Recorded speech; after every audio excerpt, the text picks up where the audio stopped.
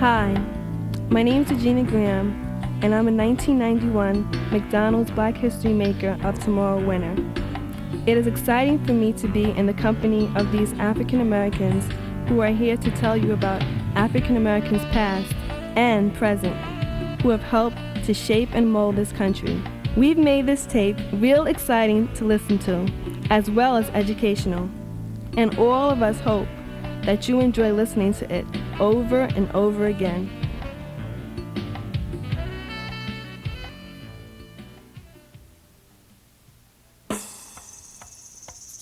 Hello, I'm Judith Jamison, Artistic Director of the Alvin Ailey American Dance Theater. The human body is an incredible instrument for creative expression. 1,000 feelings can be communicated with the wave of a hand or the tilt of the head. Artists who actually create dance are called choreographers. One of the greatest African-American choreographers who ever lived is Katherine Dunham.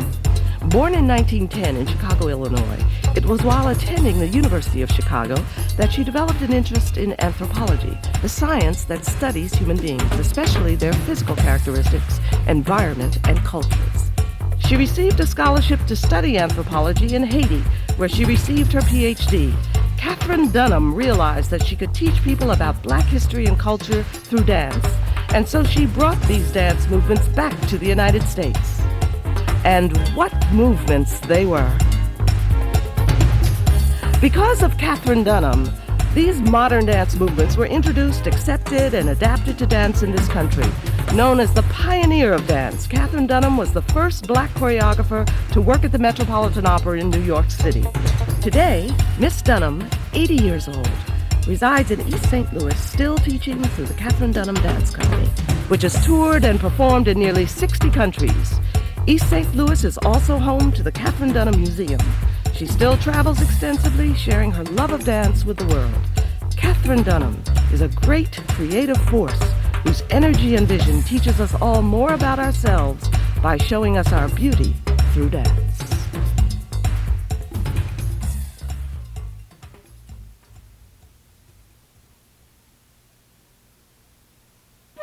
Once in a lifetime, there comes a voice which speaks for generations, a voice which moves us closer to our feelings, not once, but twice, and then forever, as we turn the pages of our lives. Langston Hughes had such a voice, with the heart of a poet and the eye of the poet. He saw into the depths of joy and pain, and he felt into the depths of the human joy and pain. And he wrote, and he wrote, and he wrote again. Words that flew high in the sky and plumbed the depths of human life. He'd been born in Joplin, Missouri in 1902. He wandered from America to Europe to Africa and back to America with visions and dreams in his mind. He wrote from those dreams. He wrote from those depths. He wrote from those visions. He wrote 10 books of poetry and more. He wrote 5 plays and more. He wrote an opera that was gospel. And of course he wrote one of his favorite characters, Just Be Simple. Langston Hughes was a man who touched us in so many ways because he inspired us to be more than we thought we could be. He has inspired me, my work, my dreams, and I, Maya Angelou, gratefully thank him for all the laughter, all the insight, all the tears, all the years during which he wrote, and he wrote, and he wrote.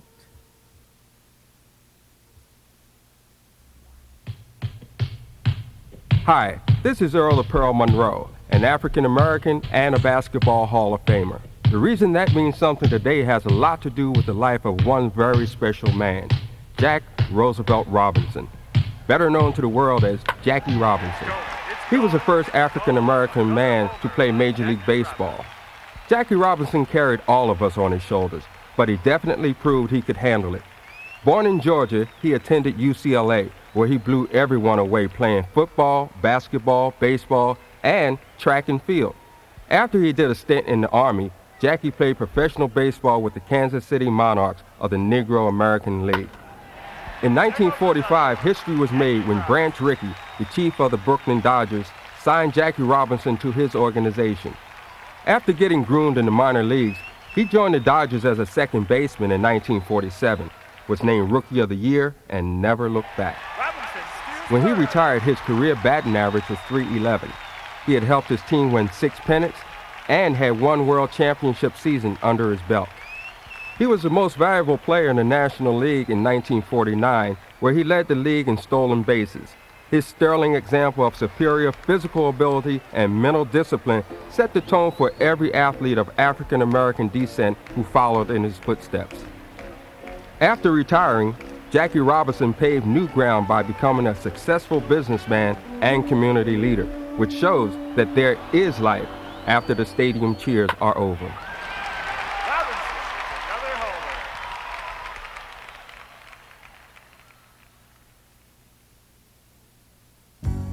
Hello, I'm Melba Moore, singer and actress. You know, when your mind has nothing of its own to give it dignity and a chance to aspire to greatness, you have no power. It is knowledge that leads to true power. A man named Arturo Schomburg understood that. Arturo Schomburg was born in Puerto Rico in 1874. When he was in the 5th grade and the only black in his class, he couldn't believe he knew nothing of African American history. When he asked his teacher about his background, he was told that blacks had no history. He felt powerless. After attending St. Thomas College in the Virgin Islands, where he made a special study of black literature, he moved to the United States and co-founded the Negro Society for Historical Research. By 1922, he was head of the American Negro Academy, a prolific lecturer and writer on black affairs. Arturo Schomburg distinguished himself as a collector of knowledge. By 1926, he had collected more than 5,000 volumes, 3,000 manuscripts, 2,000 etchings, and several thousand pamphlets, which made up the most extensive library of African American history and culture in America.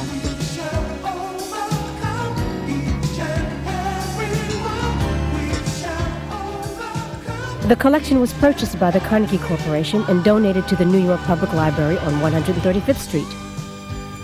Today, the Schomburg Center for Research in Black Culture, still located on 135th Street, remains firmly dedicated to collecting, preserving, and providing access to materials documenting black life. It is the cornerstone of African American history and culture. Visit the Schomburg. Take advantage of the knowledge that Arturo Schomburg collected for your mind. And see what the power of knowledge feels like.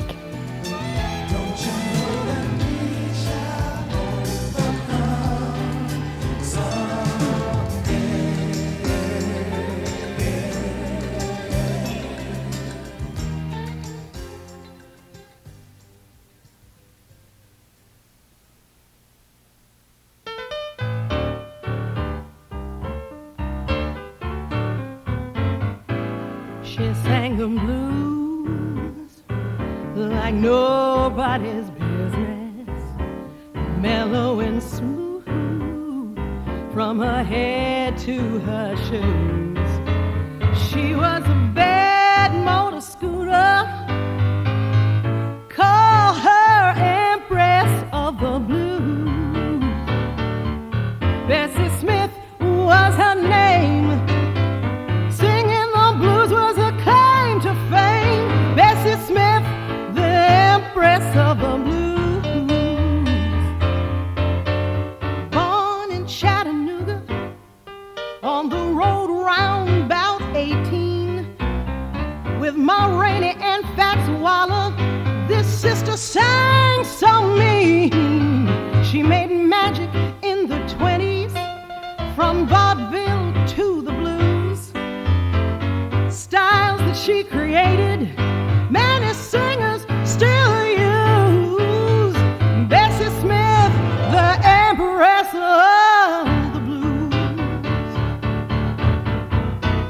And she sang downhearted blues, for people went wild. Sold 2 million copies worldwide.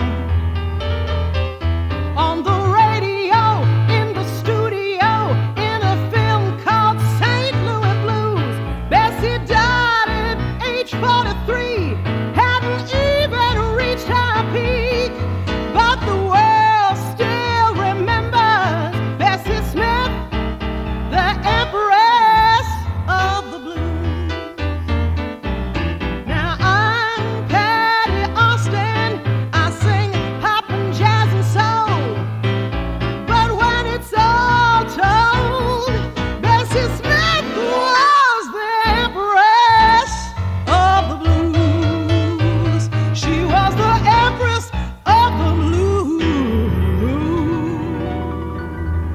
Yes, she was. She was bad.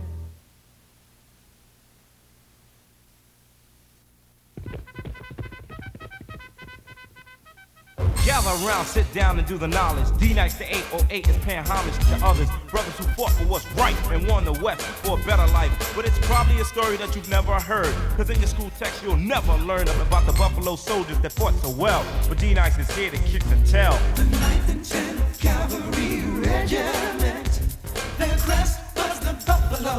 You know what that meant. You couldn't stop them, no you didn't dare. This crew was so bad, no one had a prayer. On mounted horses, the brothers in blue died for us, but we never knew, cause Hollywood wasn't down to give a shot to the proud black men the text forgot. So these men, both black and brown, should be acknowledged in your college and all the way down through the system. So I stepped up so we don't miss them. The 9th and 10th Cavalry Regiment, their crest was the buffalo. You know what that meant. You couldn't stop them, no you didn't dare. This crew was so bad, no one had a prayer. Their guns were shabby, but these men were brave with plenty of heart, so they were named Buffalo Soldiers by the Apache crew. So D-Nice is here to spread the news about them. 9th and 10th Cavalry Regiment, their crest was the buffalo soldiers. You know what that meant. Guns so shabby, so brave, hair so woolly. Buffalo soldiers were the rage, were the rage, were the rage.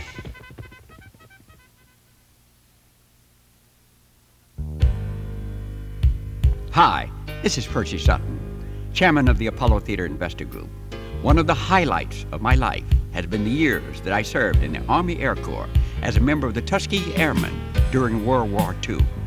Before the beginning of training at Tuskegee, it was impossible for blacks to get a chance to learn to become Air Corps pilots.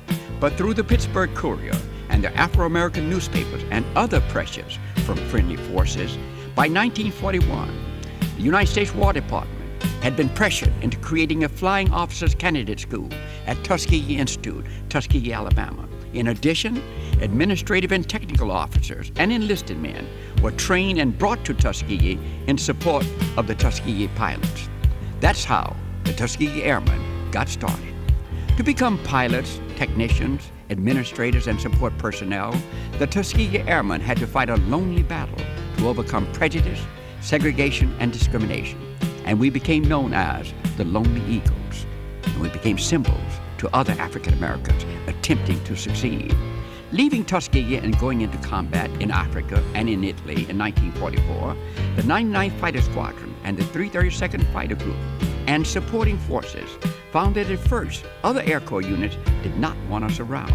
This even though we were fighting a war for world democracy and didn't even have democracy for ourselves or our families.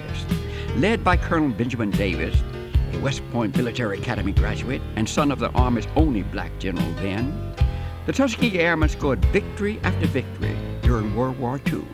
By the time the war had ended in 1945, the 99th Fighter Squadron and the 332nd Fighter Group were cited and celebrated over and over again for their bravery and efficiency in escorting bombers deep into enemy territory and never losing a single bomber, while shooting down scores of German planes and successfully attacking significant radar installations railroad yards, and transportation centers. I know today that the experiences of being a Tuskegee Airman in the long-ago World War II has played a major part in giving to me the strength, the fortitude, and the determination that have been driving forces for me throughout my adult life.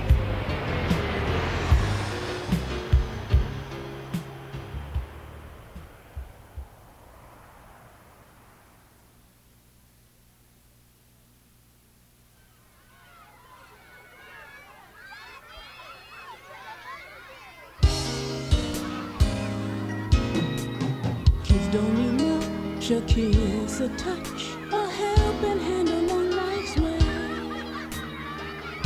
Hi, my name is Keisha Wright Pulliam. I want to tell you about a very special African American woman. Her name is Daisy Bates, and she gave a big helping hand along life's way to some children in Little Rock, Arkansas in 1957. In those days, Black children couldn't go to the same schools as white children. Black schools were old and didn't have the same good equipment that other schools had. Well, that year the Black people got tired of it, and they tried to get some of their Black children into Little Rock Central High School. The governor of Arkansas, Orville Falbus, didn't want the African American children to get in and got his state troopers out to stop them. Right in front of the school. They had guns and everything. Daisy Bates believed that this was wrong. She owned her own newspaper and was president of a local NAACP.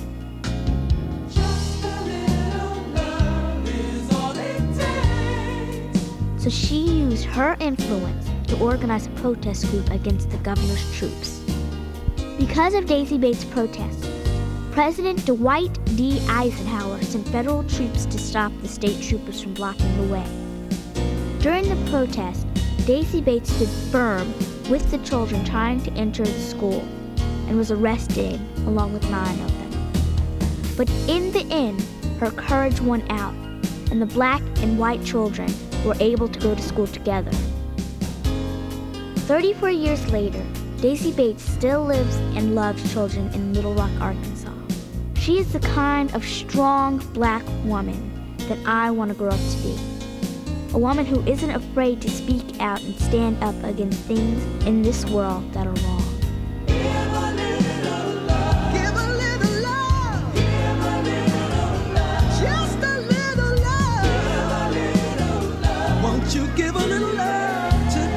Thank you, Miss Bates, for giving so much love to the Little Rock 9.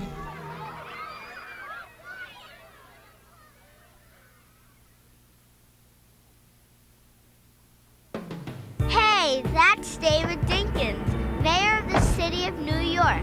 Can you tell us about African American politicians of the Reconstruction? Today, African Americans hold important political offices throughout the United States.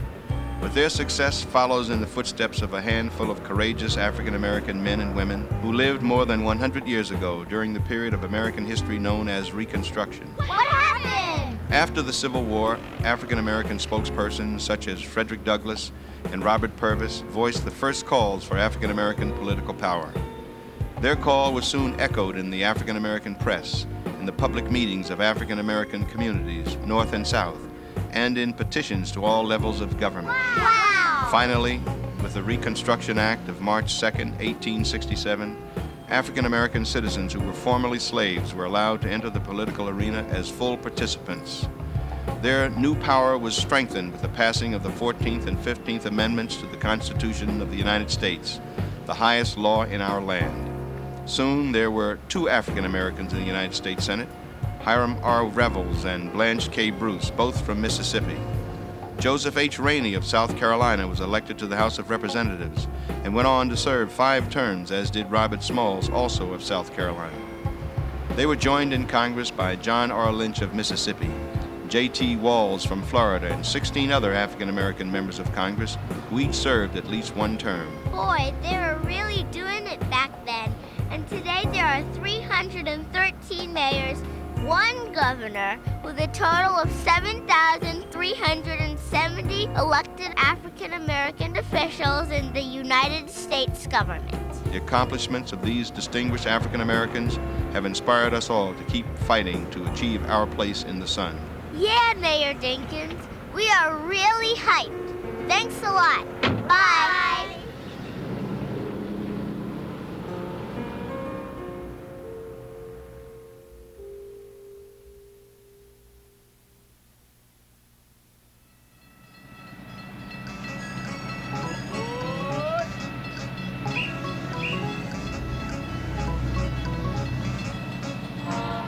This is MC Light, and I'm here today to tell you about a train for runaways. Started by a woman born in 1821, Harriet Tubman, a slave on the run. In 1850, she engineered the Underground Railroad to freedom from tears.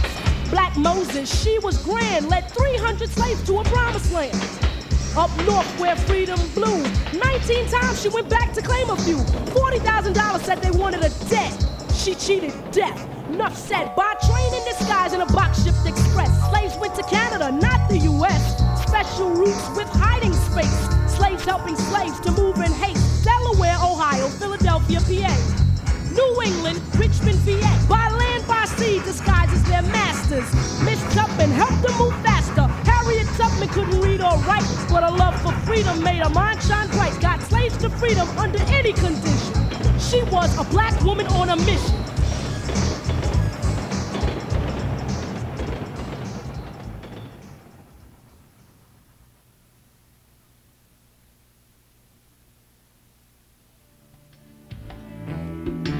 Wasn't that great? Now I'm going to leave you with one thought. We've got to make our own history for ourselves and for tomorrow's children. As one history maker to another, here's to the future. Katherine Dunham is a great creative force whose energy and vision teaches us all more about ourselves by showing us our beauty through dance. Langston Hughes had such a voice, with the heart of a poet and the eye of the poet. Visit the Schomburg. Take advantage of the knowledge that Arturo Schomburg collected for your mind. One of the highlights of my life has been the years that I served in the Army Air Corps as a member of the Tuskegee Airmen during World War II. Thank you, Miss Bates, for giving so much love to the Little Rock Nine. By train in disguise in a box-shipped express. Slaves went to Canada, not the U.S. The accomplishments of these distinguished African Americans have inspired us all to keep fighting to achieve our place in the sun. On mounted horses, the brothers in blue died for us, but we never knew, cause Hollywood wasn't down to give a shot to the proud black men the text forgot. Jackie Robinson carried all of us on his shoulders, but he definitely proved he could handle it. Bessie Smith was the empress of the blues. She was the empress of the blues. Yes, she was. She was bad. This celebration of events and achievements have been brought to you by McDonald's.